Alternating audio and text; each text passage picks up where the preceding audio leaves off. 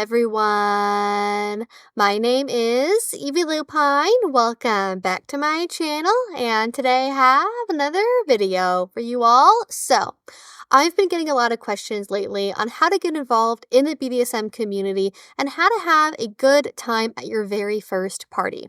I have a couple of older videos where I've covered parts of this before, but I figured it was high time for a comprehensive revisit. So let's talk about what BDSM events are really like, how to find them, as well as what my personal tips are to make sure you have the best possible time. So let's go ahead and get into it. So first of all, if you are brand new to kink, you may not know what kinds of events are even out there. Many folks come in with a skewed understanding of what the BDSM community is like and are expecting more of a sex party or maybe like an edgy club type environment. The number of videos on YouTube with titles like Story Time, My First Experience at a BDSM Sex Party certainly don't help with this. Now, there are kink parties out there like this, especially in Europe and in the UK, where mixing kink and alcohol in club environments is more common, but for the most part, there is a bold line separating sex parties and BDSM parties. In many places in the United States, sex of any kind is against the rules of BDSM venues to avoid running afoul of local laws. In other places, certain types of sex are restricted, and in others, sex is allowed, but it isn't culturally the done thing. When I first entered the scene, I was in a community like this, and I rarely, if ever, saw any kind of sex out in the open. But at other events in other parts of the country, sex is more of a routine part of the experience, even if it's not really the focus. So, if you are expecting a BDSM party to be a wild, free-for-all sex bonanza, you will probably be disappointed. Most parties are held either in private, in people's homes, or in public spaces run by organizations. The focus of these parties, unless labeled otherwise, tends to be on play, that is, activities like bondage, flogging, and spanking. Usually, this play is one-on-one between two people, and it's over a piece of furniture like a cross or a bench. Sometimes you see group scenes or scenes that invite passersby to participate, but these are the exception and not the rule. People not doing scenes will usually sit around at the outskirts or stand, leaving room for the players to do what they're doing while politely watching. Some venues also have additional separate spaces just to chat, or they have private or semi-private rooms for folks to play in. Again, sex can happen, but at most venues that are marketed as BDSM dungeons first, this is typically not the focus or the reason for why people are there. These parties can be a lot of fun. Watching other people play can be exciting, or it can give you new ideas for things you'd like to try, but they aren't going to be for everyone. For one, even if there's no sex, nudity of all sorts is ubiquitous, even in a neutral way. You might be in a closed monogamous relationship and not feel comfortable with your spouse or partner seeing other people naked. You might be a sex-repulsed asexual, and so you might not want to be around that. You might not get anything out of exhibitionism or voyeurism, but you might still want to get involved in the community, and that's totally okay, despite the stereotype that all people in BDSM are hypersexual and polyamorous and in open relationships and constantly looking for new partners. That isn't really the case. You can also be in the community even if you're married, monogamous, religious, or just not looking to date or play with new people for whatever reason. Our scene isn't just about play parties as well. We also have things like discussion groups, activity groups, casual hangouts, movie and book clubs, and even kinky yoga classes. Yes, really, kinky yoga. And regardless of what your ultimate goals are, be that finding a lifelong polyamorous DS relationship or just trying something new with your spouse, I recommend starting at one of these social events and not at a dungeon night or a play party. Why do I recommend that? Because social events are low pressure and everyone keeps their clothes on. Well, except for the yoga, sometimes people do take their clothes off for that one if it's a naked yoga class. So read the description for events first before you get a ticket. But for the most part, they aren't going to have any play, any nudity, or even any propositioning or cruising. One event called a munch is a casual public meetup usually held at an establishment like a restaurant or a cafe, and these are the perfect entry point for that reason. Most major cities have multiple of these munches happening every week to choose from, and even smaller cities and towns often have them as well. There's no membership fee or ticket to pay for. You just show up, buy a bite of food or a drink, and hang out with folks and chit-chat around a set area of the establishment. Some munches are more actively directed by the people who run them, such as through bringing board games or having a set discussion topic for the week or picking out things people want to chat about from a hat. In contrast, others are more sprawling and freeform and kind of just a, hey, meet up here if you want to talk type of thing. BDSM and sex do come up in conversation, but more in a, so, how long have you been in the scene for? Or a, oh, I'm planning to try out this at the play party next weekend kind of way.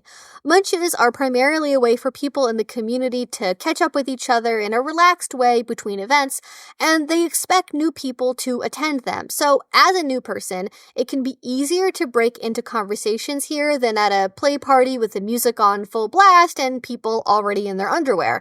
And if you're a bit nervous or just not good with small talk, I recommend looking for a munch with more structure or focus on an activity. This could be board games, like I already mentioned, or it could be a munch that's held in an adult arcade or in a venue that has something like pinball machines. Increasingly, though, groups are holding munches outside of restaurants and cafes so they can do activities like hiking or rock climbing. The disadvantage of these is that they're a little less come and go when you like compared to restaurant munches, since if you aren't familiar with the activity, you may want some help learning how to do it first. Or in the case of a hiking or trail walk munch, if you show up half an hour after everyone else, they're going to be long gone. Not to mention the fact that a lot of these outdoor activities are not going to be accessible to everyone with a disability.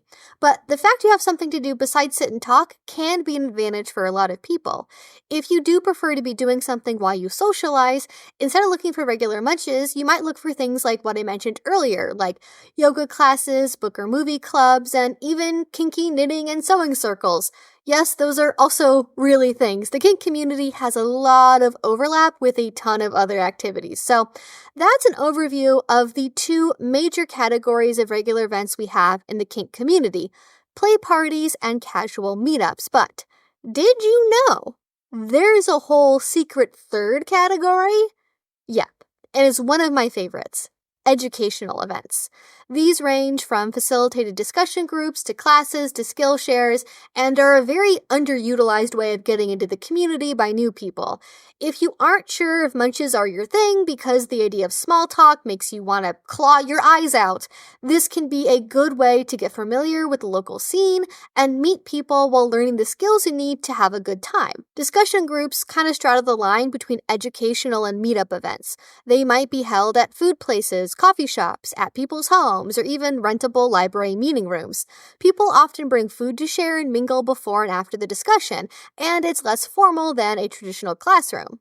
A BDSM class is often surprisingly like the sort of lecture you might already be familiar with a presenter on a stage giving a slideshow presentation, along with talking points and live demonstrations if necessary. These classes are less social, but still a good way to meet other folks who might have the same kinks as you just by virtue of the fact that they're at a class on that very subject. If these classes are held at a local dungeon venue, it allows you to see the dungeon with the lights up and get familiar with the space. And then finally, there are skill shares where people meet up at a space, such as a dungeon during the daytime on the weekend, in a rentable studio, or in someone's house. And at a skill share, people practice together. This is most popular with things like rope bondage and whips, where peer feedback and dedicated practice time is often essential. Rather than doing scenes, people are labbing together and they work on techniques in a shared environment where they can ask for help and learn from each other. If you are at all interested in solo or self-play, this is a great way to meet folks who are doing the same thing, and it can be a good way to learn about kinks you don't have experience with yet. At least when I've gone to them, they're always very encouraging spaces, and even if you don't know a whole lot, the environment tends to be supportive. Note that some Skillshares are more beginner-focused than others and often incorporate short instructional time into their events. For example, a rope Skillshare may rotate between, say, 6 or 12 common tie patterns and teach people these at events at the start before turning them loose and allowing people to try them on their own, or giving people space to practice whatever it is they want to practice independently. If for some reason your local area doesn't have a munch but does have classes or other educational events, I recommend trying one out at first before you go to a party.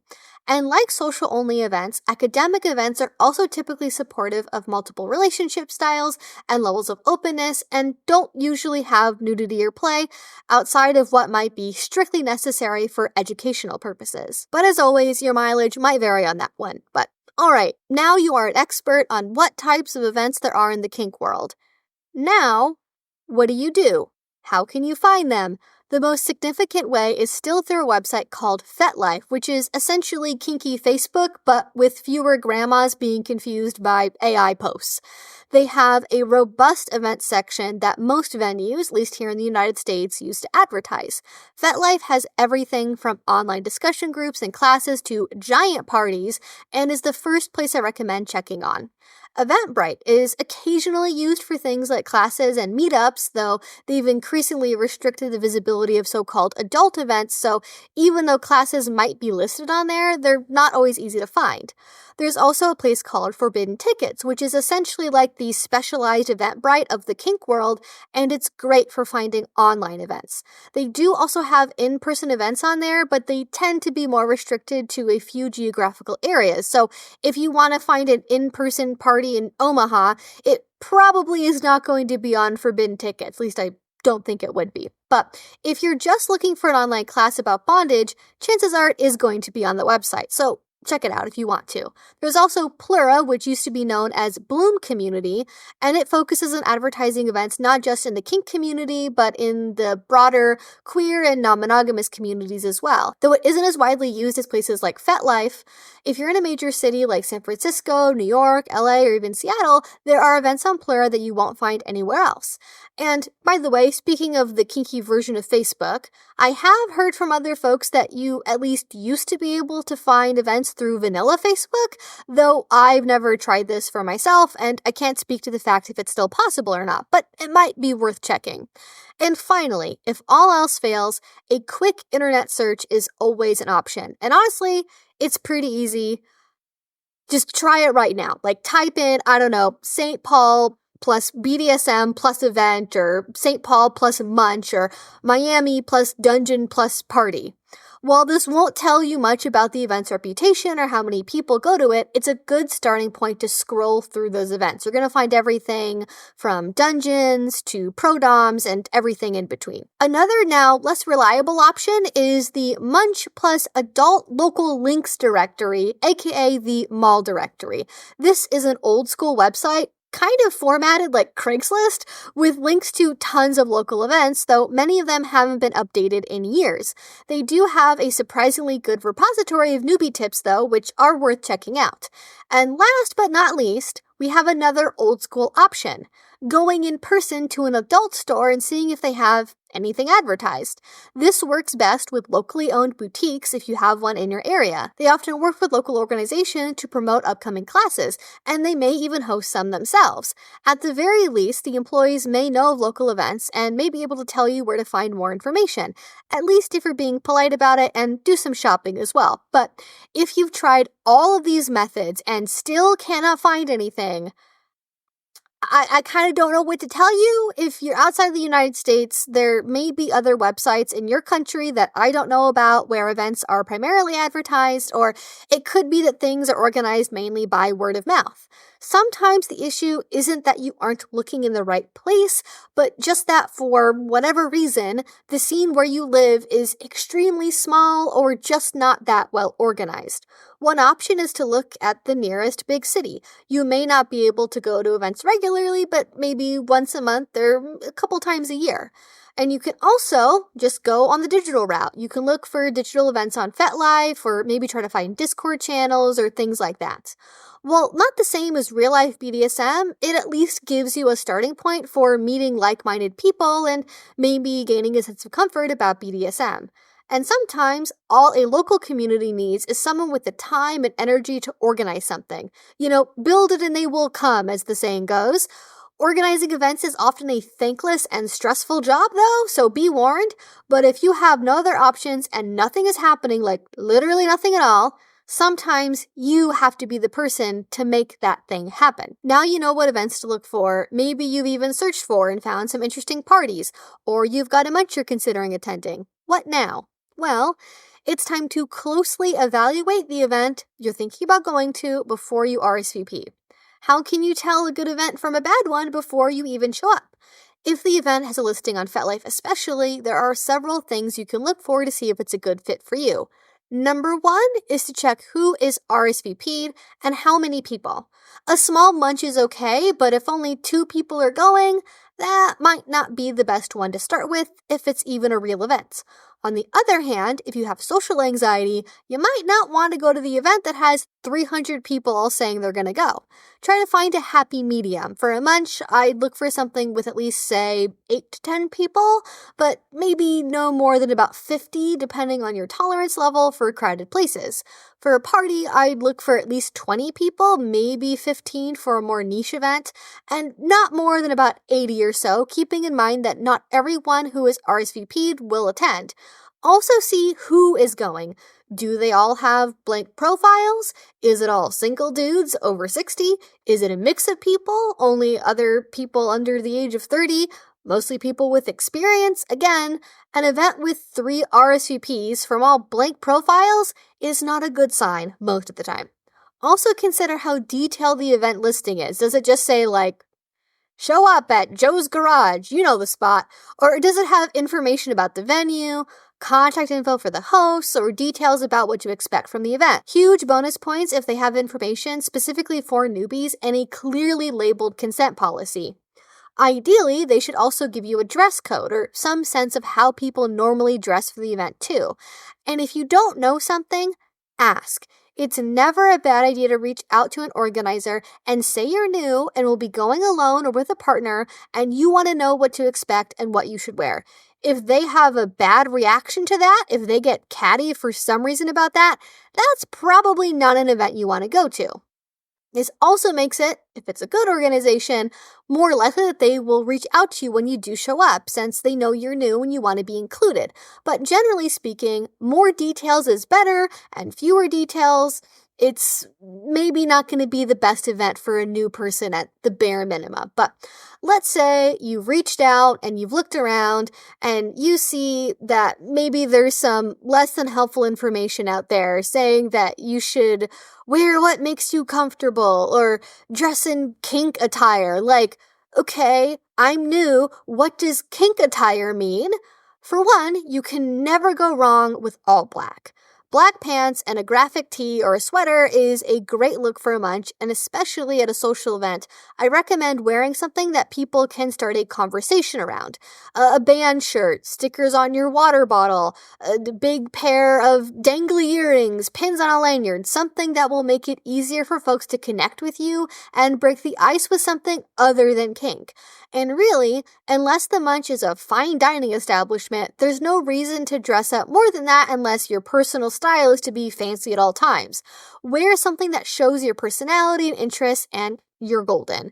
But dressing up for parties can be more challenging because you do typically want to dress up. Depending on the party and where in the country you are, dressing expectations can be wildly different. One of my many frustrations about living in the Pacific Northwest is it's very common to see especially male tops wearing essentially just cargo shorts and graphic t-shirts, and they kind of just get away with it. But that look is not going to catch anyone's attention in a positive way. But in other places, you wouldn't even be let in the door wearing something like that. So please make sure you check the dress code before you go out. If you don't know what counts as kink attire, All black is a good place to start. And no tennis shoes either, by the way. Fishnet, mesh, and PVC are all good materials to look for that won't break the bank. Black jeans with a leather belt and leather boots and a dark colored shirt on top is a good starting point that will work for most people. Roleplay gear works at most venues too. Wearing pet play gear with or over your clothes, for example, or coming in a little onesie. I like to wear goth outfits because, that's me, but you don't have to be that fancy. Consider that our clothes do send signals to people, however, and think about what signals you want to put out. If you're a dominant man, what signals do well-kept leather boots and gloves give off? Compared to, say, khakis and a polo. If you're a dominant woman, what signals might be put out by a revealing lingerie look versus a skin-tight but concealing catsuit? There aren't necessarily any rules here, just things to consider. If you show up wearing all pink and a frilly tutu, people will likely assume that you're a little, even without conversing with you. So be careful, you don't want to send mixed signals, especially if you are looking for play. So let's talk about some other key points when you are going to an event. Like, for example, should you take anyone with you? I know a lot of people feel like they can't go to an event because they don't have a partner or don't have a friend to take with them. Now, if you have a very supportive, sex-positive, but ultimately vanilla friend who can go to a party with you, that's not necessarily a bad idea. But if you are going to be going solo, again, I do recommend going to those more socially focused events.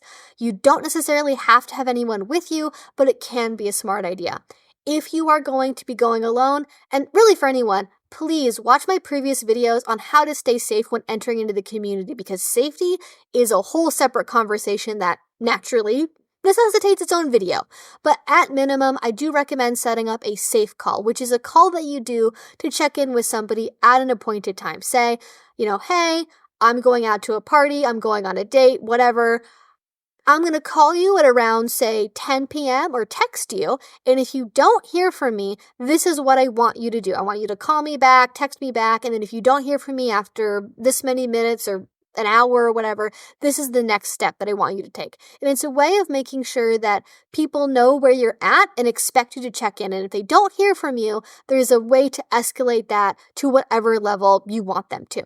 Now, another thing as well, especially getting into, being new and being nervous, especially if you're going alone, a lot of people think, liquid courage. I'm an adult. This is what people do to socialize, and they want to drink adult beverages. Again, some places, some venues, having a drink, a glass of wine at the munch, and then, 2 hours later going to a play party, that might be okay. But especially for a brand new first-time person, I really recommend not pre-gaming the event. Do not try to lubricate the experience with alcohol because, again, in America, in most places, you're going to be sticking out if you're at all drunk. And, you don't want to lower your inhibitions and then do something that you end up regretting later. So stay sober, show up sober, and stick with it would be my advice there. One other thing that you might run into when you're going to a BDSM event is the use of a scene name. And this is essentially a nickname that's not your real name that you go by in the kink community. This could be anything from a regular name that's not really yours, like let's say your name's like Barbara, but you go by Kim in the BDSM scene, or it could be a word that obviously is not like your legal name, like sock, but it's just like what you go by in the BDSM community. And some people, when they're in a kink space with everyone, including like long-term partners, they go by that C name or that kink name. Whereas other people, it's really just like an introduction, like, oh, before you get to know me, this is the name I use. And then when you're in the inner circle of trust, then you know what my actual legal name is, and then that's what I go by. But it really depends on your comfort level. Some people don't use a scene name at all. But if you need more privacy, like maybe you have small kids, or you're a teacher, or you work with the public, I really can recommend having a scene name so that way you have some separation between your everyday life and your kink life. Plus, it's helpful to have that as sort of like a separation mentally too between your everyday headspace and then your like kink headspace, right? When should you go to the event? I recommend in general, especially when you're brand new, going as early as possible. Like aim to show up like maybe even like 10 minutes before doors start because, well, minimum, You're probably going to want to figure out parking, right? You're going to want to figure out what the neighborhood is like. And also, when you show up and you're new and you're there early, it's going to be a lot easier to break into conversations before everyone, gets into play or gets in their usual groups, the lights go down. If you get in early, it's just going to be more likely that you're going to be invited or have an easier time getting people into a conversation. Also, when you're going to an event, doesn't matter when it is, when you're brand new, when you've been doing kink for 10 years, doesn't matter. If you ever feel like a space is not for you or you don't feel comfortable in an environment, please leave. You do not have to stay the whole time. You can show up. You can be there for 20 minutes and then peace out. That's totally cool. Or maybe you get really overwhelmed. You're having some sensory issues or something. Maybe you go to your car for 20 minutes to chill and do some exercises or something, and then you're ready to come back later. That's also okay. Some people might ask about it if you leave and you're obviously upset and then you come back and you're okay, just to check in on you. But for the most part, people are not going to be policing you oh, well, you left, so you're not a real kinkster. People are very used to new folks coming in and out, so it shouldn't be a big deal. And if it is, that's a red flag for the space. Now, when you are actually at a BDSM event, how will people interact with you? I've kind of talked about how people play and how the focus of the event is on people playing, but oftentimes at a BDSM venue, most people there are not going to be doing a scene. It's going to be, let's say, depending on the size of the venue, between 5 to 15 couples, maybe scening at the same time at the peak of the event.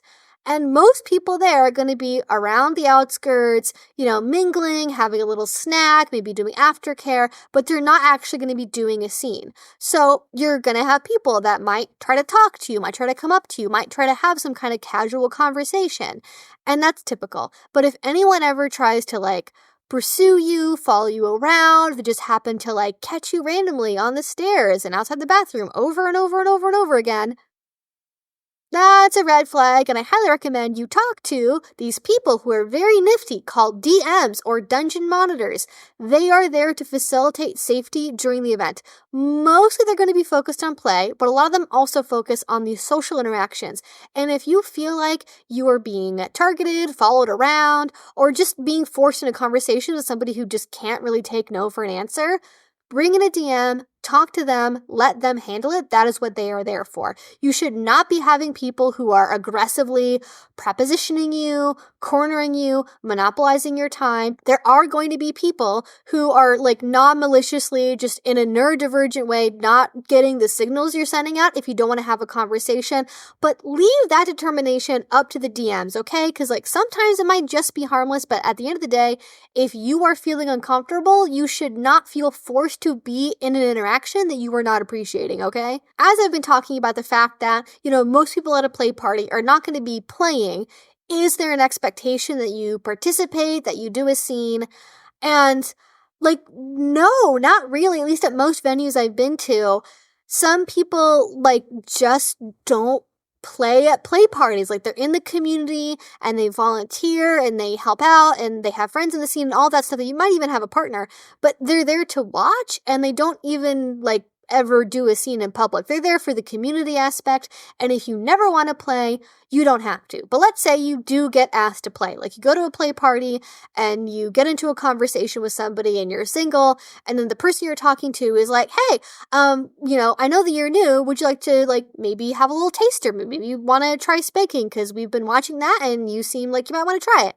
And at a first ever event, I would not recommend playing, regardless if you're in a couple or you're single and somebody offers you to do a taster or something. I would just decline and be thank you so much for the offer, maybe another time. Or you can even say, it's my first party. I really want to focus on just watching what other people are doing.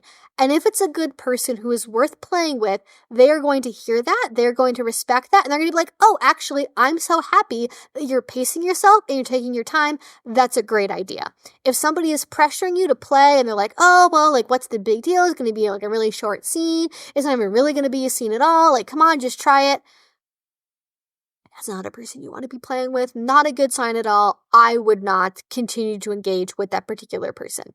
Now, if you are going with someone, or maybe you're going on like a weekend night or something, I recommend having an alternate plan in case you decide to dip out early, even if it's like, for a very normal reason, like maybe you're just like too tired or you're overwhelmed. You don't necessarily have a bad time, but like you might just think, you know what? I think I'm done. I've absorbed enough for one evening. Let's peace out for a minute. I recommend having something else you can do in place to basically make up for the rest of your night. That could be like having a chill movie night at home. It could be having a sleepover with a partner or a friend. It could be meeting up with a friend for a nightcap, or maybe getting a late night snack or something, going to the local diner, a Denny's or something, just to like relax, decompress, and not have the whole night end like very abruptly. Like if you're just going from this like really intense first time experience and then like going right home to bed, that can be a little jarring for people. So I recommend having some kind of like step down essentially, where you're coming back down, essentially giving yourself some aftercare after that experience. And then finally, I really recommend keeping some kind of scene journal. I talk about doing this all the time, but I promise it is really a good thing. If you're in the scene for a long time, it's going to be really nice to have that journal of your first ever experience going to your first dungeon or first munch or first class or something, and you're going to want to reflect on those thoughts. And also the process of actually writing down a journal, be it in longhand or just typing it or whatever makes sense for you, even just doing like a voice note, like recording something on your phone, like before you drive home, get out your phone and just like record yourself being like, wow, this is the date, this is the party you went to, here's what I'm thinking, this is what I'm feeling. And that can just really help you in the long course of your BDSM journey, as well as like being a nice little memento, because like maybe you meet someone the night that ends up being like a really long-term play partner, or you meet your spouse at this party, or you just make a really good lifelong friend, or even if it's just like, hey, that first party was like embarrassing and weird, but then the next time I went out, it was a great time, I found a much better venue. And on that note, maybe the last thing I want to say is not every venue is going to be for you. Not every party, every munch, every event organizer. There's tons of intra-community conflict. There's tons of different competing munches and venues. Not every single one is going to match your energy. Not every single one's going to be the right vibe for you. And even if you have like a bad first impression of a place, that doesn't mean the whole BDSM community is not for you. Just like try a different venue, try a different type of event, maybe take a little bit of a break and then revisit it again later. And it might take some trial and error to find the right people for you, because this is a very broad community. We have everything for people that are, shibari enthusiasts, to littles, to pet players, to medical roleplay enthusiasts, to femdoms, and everything in between. So it might just take a while to find your niche where it's like, these are my people. And we're looking to find that, these are my people type experience. So you might not find that right away. It might take a while, but I recommend waiting for that, and don't force yourself to go through an event or an experience that isn't feeling right for you. It's not worth it. And that's basically what I wanted to share about getting ready, getting prepared for your first ever BDSM event. I hope you all found this helpful. I will have some related videos linked down below on topics like aftercare and safety that are really important. So if you haven't watched those yet, please do. And also, if you want to support my channel, if you haven't already, please do subscribe, because I make videos twice a week about all different kink and BDSM related topics. I'd also love to know your thoughts about this one in a comment below. If you have some experience, are there any tips that you want to share for new people that really helped you in your journey? And finally, if you really want to support what I do, the best you can do is Patreon. Link to that will be down below. If you do already support me there, thank you so much. It means the absolute world to me. And until I see you all next time, I hope you have a great rest of your day and a great rest of your week. Bye-bye.